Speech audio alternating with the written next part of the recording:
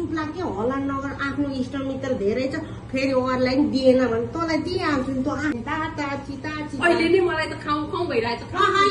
Wow दिदी अचार झोल मोमो होइन दिदी यो फाइनली गाइस हाम्रो चाहिँ मोमो पाकिसक्यो। यता देखाउनु पर्यो आएन भनेको एकदम मिठो।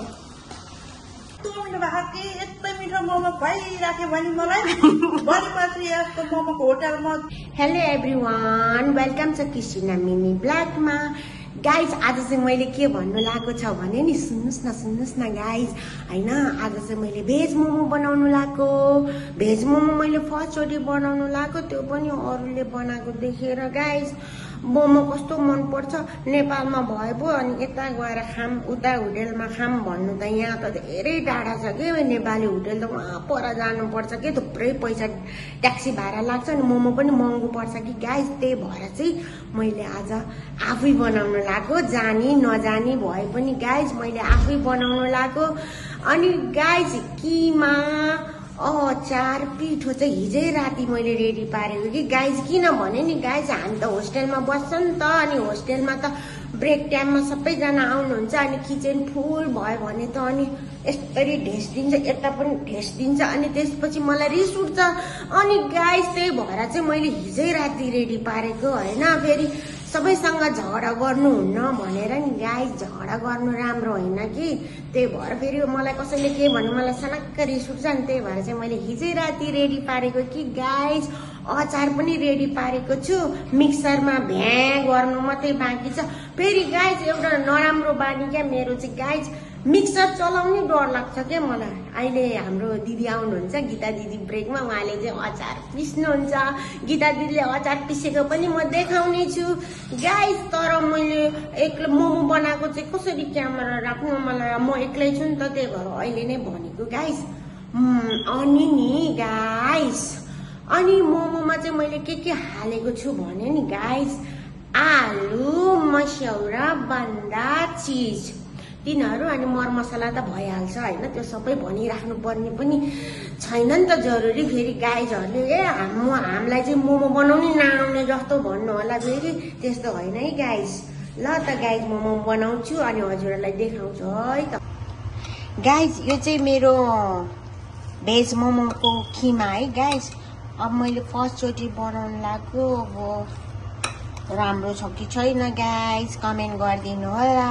अनि गाइज यो चाहिँ पिठो यो बन्दाको अलिकति छिड्का पनि लागेछ कि गाइज। यो फोहोर चाहिँ होइन यो चाहिँ पिठो हिजै मुसिराखेको कि गाइज। अनि यो चाहिँ अचार सब रेडी पारिसकेको छु।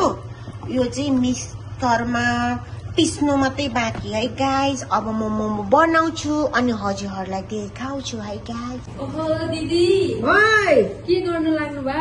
मोमो बनाउनु लाग्यो केटी मोमो बनाउनु ला र कति धेरै जानु चलेको आज तपाईँलाई किन के स्पेसल छ कि? स्पेसल त केही छैन बहिनी। एकजना बहिनीलाई एकदम मन पर्छ के भेज मोमो त्यसलाई यसो दिउँ कि भनेर किन तँलाई नि दिउँला कि चार डल्ला हल्ला नगर चारवटा डल्ला। मलाई कस्तो खान मन लागेको थियो मलाई नि दिनु ल 2 डल्ला भए नि दिनु ल। तँलाई खान त मन लागिहाल्छ नि त चुप लाग्यो हल्ला नगर आफ्नो इष्टमित्र धेरै छ फेरि अरूलाई नि दिएन भने तँलाई दिइहाल्छु नि। त आफ्नै बहिनीलाई दिन्न त चार डल्ला दिउँला क्या नखरा चुप लाग्यो कसैले भन्दिन ल म चुप लाग्छु ल मलाई नि दिनु ल। त हल्ला नगर दिन्छु के म। हेर त कस्तो छ मोमो।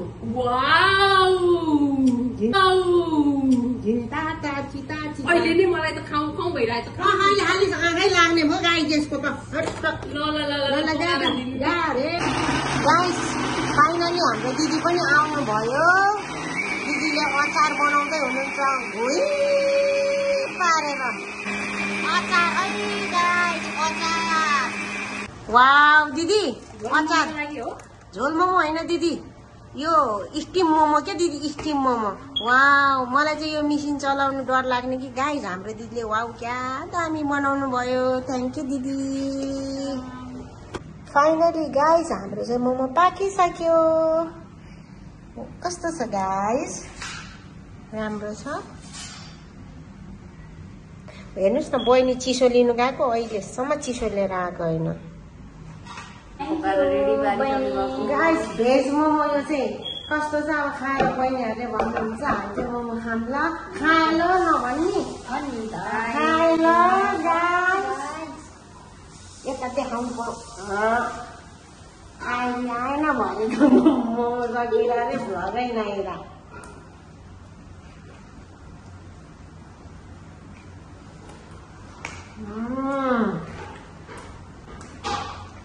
एकदम मिठो एकदम मिठो हिजो बेलुका त अचार के बनाएको यो भनेर आँखा टरै जाँदै हुन्छ मिठो छ मिठो छ अहिले त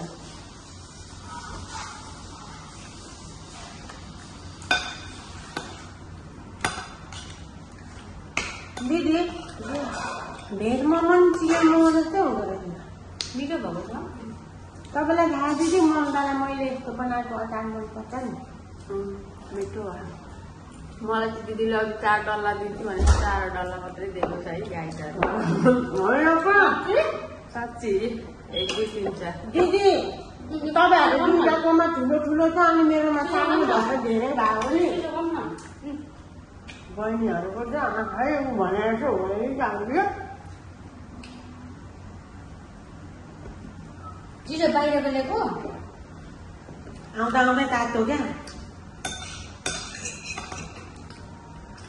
फाइनली हामीले चाहिँ मोमो खाइसक्यौँ गाइस अघि नै देखाएको थिएँ नि मैले कस्तो लाग्यो बहिनी एकदमै धेरै मिठो लाग्यो मैले 4 डल्ला दिन्छु भन्नुभएको थियो 4 डल्ला दिनुभयो तर ठुलो ठुलो थियो नि त मेरो त सानो दियो होला नि त म त अगाए गाए मैले अचार मिठो हुँदैन भनेको थिएँ होइन तर धेरै मिठो भएछ आज चाहिँ सोचेको भन्दा पनि बढी भइसक्यो थ्याङ्क यू सो मच अर्को चाहिँ यस्तै बनाएर दिनु ल हस् दिदी अनि गाइजहरूलाई के भन्नु छ ममता गाइजहरूलाई म भन्न चाहन्छु हाम्रो दिदीको युट्युब च्यानलमा आएर लाइक सब्सक्राइब सेयर गरिदिनु होला अनि धेरै फलोअर्स बढाइदिनु होला साथी मोमो कस्तो भएको छ यस्तो मिठो भएको कि होइन यस्तो मिठो भएको कि यस्तै मिठो मोमो खुवाइराख्यो भने मलाई भोलि पछि यस्तो मोमोको होटलमा यस्तो मिठो भएको कि यस्तै मिठो मोमो खुवाइराख्यो भने मलाई भोलि पछि यस्तो 3-4वटा खोलिदिन्छु यसलाई आमामा साँच्ची साँच्चीकै ल ल ल पैसा चाहिँ तैँले तिर्न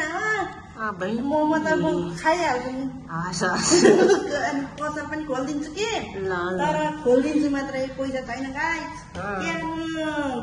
गाह्रो छ गाह्रो छ होइन पैसा चाहिँ त तिर् ल ल ल खाऊ न गाइजहरूलाई के भन्नु छ गाइसहरू तपाईँहरू आएर मोमो टेस्ट गर्नु होला अनि त्यसपछि गार्मीले भनेको मान्ने अनि लाइक सेयर सब्सक्राइब कमेन्ट हान्ने फुल भिडियो हेरेर सपोर्ट गर्ने इन्जोय गर्ने इन्जोय दिनुहोस् गाइस मैले मोमो खाएको छ मैले खाए पनि तपाईँले खाए जस्तै गरेर सोच्नु ल अब चाहिँ हामी हजुरहरूलाई बिदाई मान्छौँ हामीले मोमो खायौँ कस्तो लाग्यो मेरो युट्युब च्यानलमा चाहिँ कमेन्ट लाइक सब्सक्राइब गरिदिनु होला धन्यवाद